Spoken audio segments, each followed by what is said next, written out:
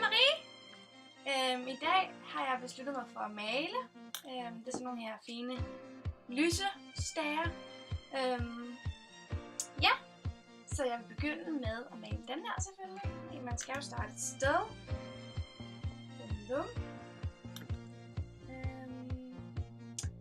Og så har jeg så de her forskellige farver at vælge imellem. Og jeg har så besluttet mig for, at baggrundsfarven på den her skal være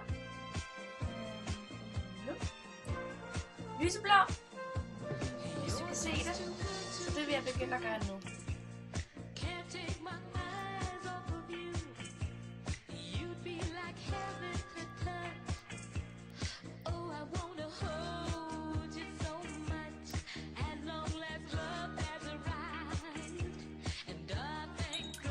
Sådan. Og så skal vi selvfølgelig også huske at male fødderne. Der er sådan nogle her fødder med til den. Og det skal selvfølgelig være samme farve, eller burde vi egentlig. Ved du hvad, jeg tror faktisk, at vi vælger at male den anden farve fødderne. Og vi tager lyserød. Jeg kan personligt rigtig godt lide lyserød. Så det begynder jeg at gøre nu.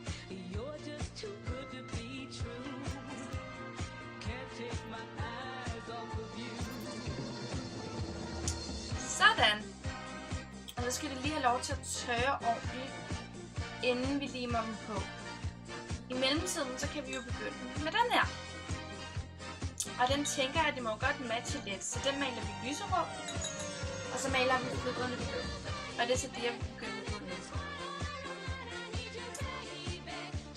Så, nu er det malet. Vi kan se, at vi har fødderne til den anden. Og så skal vi jo lime det på. Og der bruger jeg sådan en quick glue. Ja, så starter man lyserød. Ja, så lige min til at sprøde.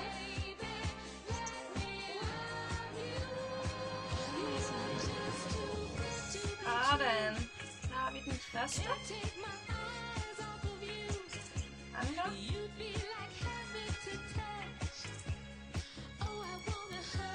Sådan. Så er den her ved at være færdig, og så skal vi lige have hovedet ned i. Sådan her. Så jeg kan så lime den lidt.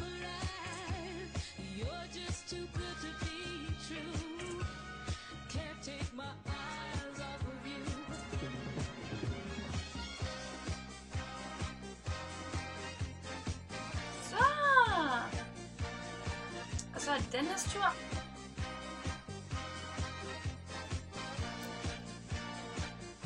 Ta-da!